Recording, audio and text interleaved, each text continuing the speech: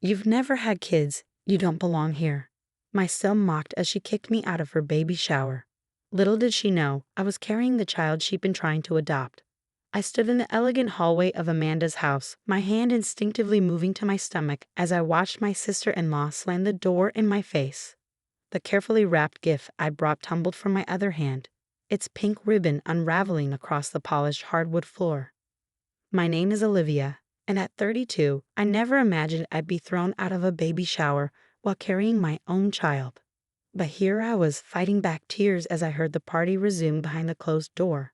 Amanda's voice carrying through as she made some joke about people who don't understand real motherhood. The irony was almost too much to bear. Just 3 months ago, Amanda and my brother James had been devastated when their latest adoption application was rejected. They'd been trying to adopt for years, each attempt ending in heartbreak. Amanda had become increasingly bitter, especially toward women who could have children naturally. I hadn't planned to attend the shower. It was for one of Amanda's friends who was expecting twins. But James had begged me to come, saying Amanda was having a hard time and needed family support. "Please live," he'd said over the phone.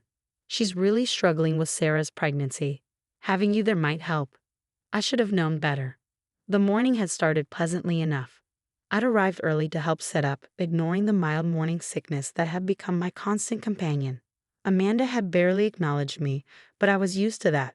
I kept myself busy arranging flowers and setting out plates, carefully avoiding the champagne being poured. Everything changed when Sarah, the guest of honor, asked me if I had any children. "Not yet," I'd replied with a small smile, carefully choosing my words. I wasn't ready to share my news, especially not here. At just 11 weeks along, I was still keeping the pregnancy private. Amanda had overheard.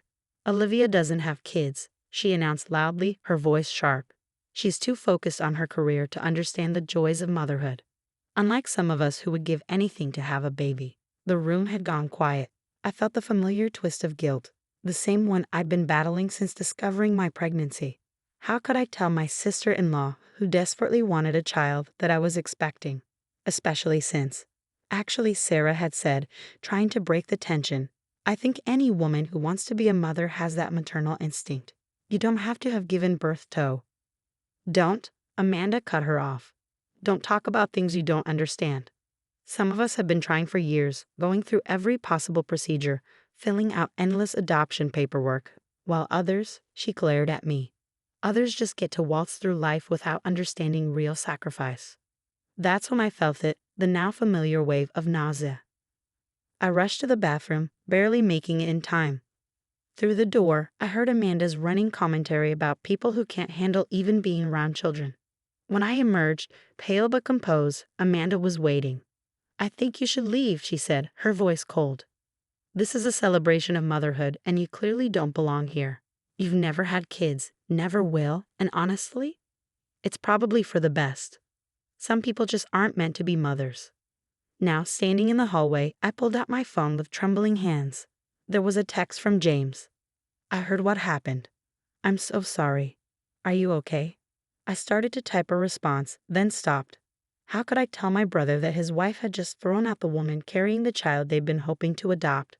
The baby growing inside me was the one they'd been waiting for, a private adoption I had been helping arrange through my work as a social worker. I'd been waiting for the right moment to tell them, wanting to be absolutely certain everything was in order first. The door opened suddenly and Sarah slipped out, her face concerned. "Olivia, I'm so sorry." Amanda was completely out of line. "Are you all right?"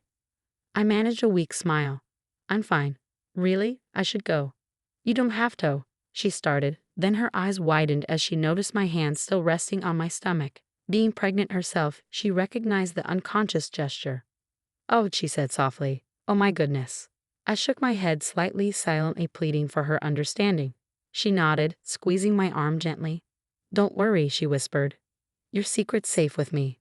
"But Olivia," she glanced back at the closed door. "They're going to find out eventually." "I know," I replied, gathering my fallen gift. "But not today. Today's about you and your babies. Congratulations, Sarah." As I walked to my car, I could still hear the party continuing inside. Amanda's laugh rang out, harsh and brittle. If only she knew that the baby she'd been dreaming of, the one she had been trying to adopt for months, was growing right under her nose. But as I stood there in the warm spring sunshine, one thought kept circling through my mind. How was I going to tell them now? The next 2 weeks were a blur of dodged calls and careful avoidance. James tried reaching out several times, but I kept our conversations brief and professional, focusing only on the adoption case they thought I was helping with. Each time he brought up the baby shower incident, I changed the subject. Amanda feels terrible, he said during one call, though we both knew that wasn't true. She's just been emotional since the last adoption fell through. I sat in my office at the social services department, staring at the ultrasound photo hidden in my desk drawer. James, we both know that's not true, but I don't want to discuss it. Liv, please. You're my sister. I hate this tension between you and Amanda. I quickly closed the drawer as my colleague Sophia walked in, carrying more files. At 13 weeks pregnant, I had finally told my supervisor and close coworkers, but we were keeping it quiet, especially since I was handling my brother's adoption case. Technically, I shouldn't have been assigned to it at all.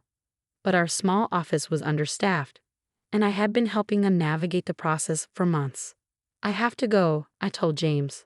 I have a meeting. After hanging up, I turned to Sophia.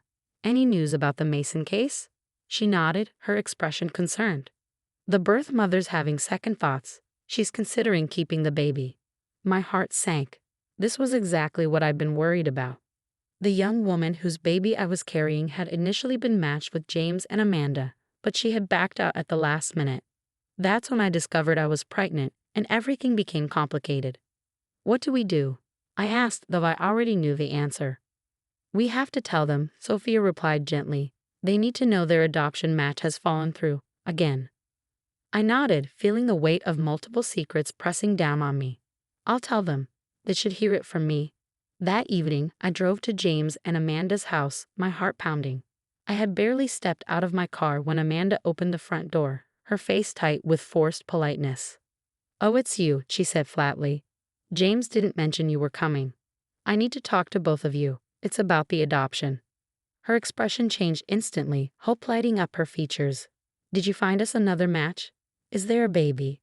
Guilt twisted in my stomach, or maybe that was just morning sickness. Let's talk inside. James was in the living room, surrounded by half-assembled baby furniture. The sight made my heart ache. They had been so sure about this adoption. They had already started preparing the nursery. Olivia has news about the adoption, Amanda announced, practically bouncing with excitement. I took a deep breath. You should sit down. They did, hands clasped together, and I saw the moment they registered my expression. James's face fell, while Amanda's hardened into something defensive. The Mason case. I started carefully. The birth mother has decided to keep her baby. I'm so sorry. The silence that followed was deafening. No, Amanda whispered. No, you promised this one was certain. You said everything was arranged. Amanda, James said softly, trying to calm her. Don't, she snapped, jumping to her feet. This is her fault. She's sabotaging us because she's jealous, because she can't have children of her own. She doesn't want anyone else to be happy either. The irony of her words hit me like a physical blow. I pressed a hand to my stomach, fighting another wave of nausea. That's not true, I managed. These things happen in adoptions. Birth mothers have the right to change their minds. Get out, Amanda hissed. Get out of my house. I never want to see you again. Find someone else to handle our case. Amanda, please, James started, but she cut him off. Choose James, right now, your barren sister or your wife, who actually wants a family. I saw the conflict on my brother's face, the pain in his eyes as he looked between us. But I knew what he would choose, what he always chose. I'll show myself out, I said quietly, turning toward the door. Liv, wait, James called after me. But I was already gone, hurrying to my car as the tears finally started to fall. As I drove home, one hand resting protectively on my small bump, I realized I couldn't keep this secret much longer. At 14 weeks, I would start showing soon. And with the Mason adoption falling through, James and Amanda would be devastated, desperate for any hope of having a child. My phone buzzed with a text from Sophia. Did you tell them about the Mason case? Yes, I replied when I got home. But not about the other thing. Olivia, you need to tell them. The longer you wait, the harder it will be. She was right, of course. But how could I tell them now? How could I explain that when their adoption match fell through, I had approached the birth mother privately? That when she told me she trusted me, knew me from our counseling sessions, and would feel better about the adoption if I carried the baby, I had agreed. I hadn't planned it this way. I had only meant to help, to give my brother and sister-in-law the baby they desperately wanted. The artificial insemination had worked on the first try, and everything had been proceeding perfectly until Amanda threw me out of that baby shower.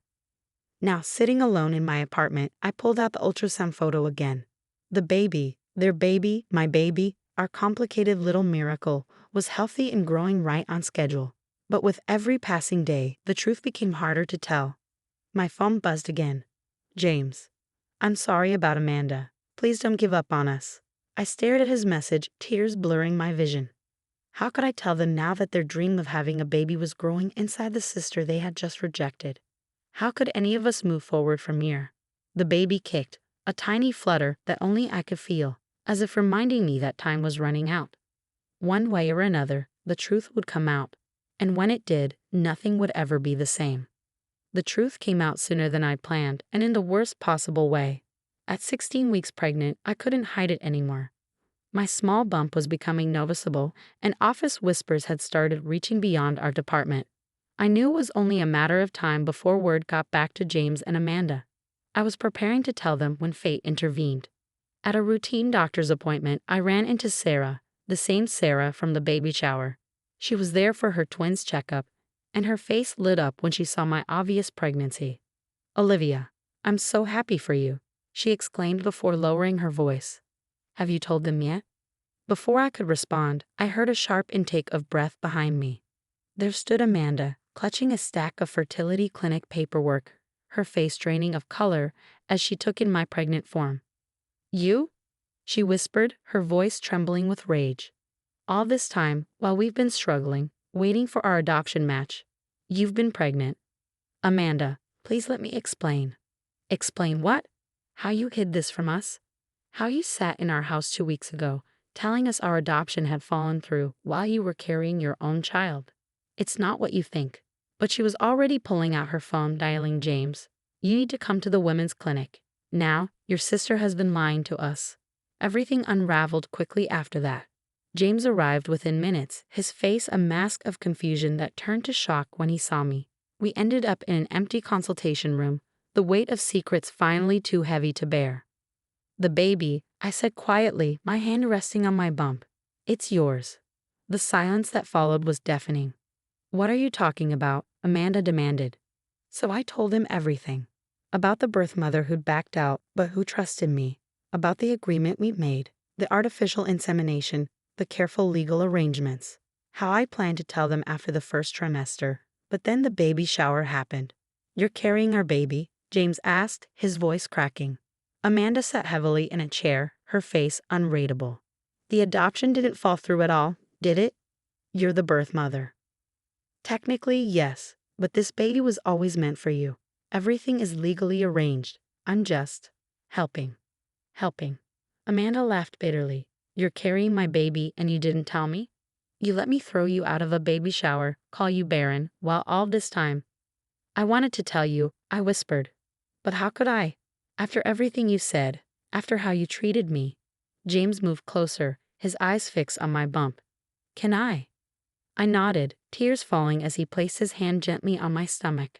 As if on cue, the baby kicked. Amanda made a small broken sound. That's our baby. Yes, I said softly. Your baby. I'm just helping them grow until they're ready to be with their real parents. Something shifted in Amanda's expression. She stood slowly, moving closer. All this time, you've been protecting our child. Taking vitamins, dealing with morning sickness, going to appointments. For us. I nodded, unable to speak through my tears. Oh God, she whispered. The baby shower. The things I said to you. It's okay. It's not okay. She cut me off. I was horrible to you, and you were. You were giving us the most precious gift anyone could give. The next few minutes were a blur of tears, apologies, and tentative touches to my growing bump. As the initial shock wore off, questions started pouring out. How was I feeling? Had I been eating properly? Did I need anything? I have all the ultrasound photos, I told them. And videos of the heartbeat, would you like to see? Amanda grabbed my hand, squeezing it tight. We want to see everything. And from now on, if you let us, we want to be part of everything. You already are, I said, placing her hand where the baby was kicking. This little one has always been yours. I'm just the aunt who was helping them get here safely. As we left the clinic that day, arrangements already being made for future appointments and birthing plans, I felt lighter than I had in months. The secret was out, and though things weren't perfect, we still had a lot to work through. We were finally moving forward together. 6 months later, as I watched Amanda hold her newborn daughter for the first time, tears streaming down her face, I knew every complicated moment had been worth it. James hugged me tight, whispering thank you over and over, while their daughter, my niece, yawned and stretched in her mother's arms. Family isn't always simple. Sometimes it's messy and complicated, full of misunderstandings and hurt feelings. But sometimes, if we're brave enough to face the truth and kind enough to forgive, it can be more beautiful than we ever imagined. Amanda named her daughter Hope because she said that's what I'd given them when they needed it most. And every time I see them together, I know I made the right choice. Some gifts are worth all the complications in the world.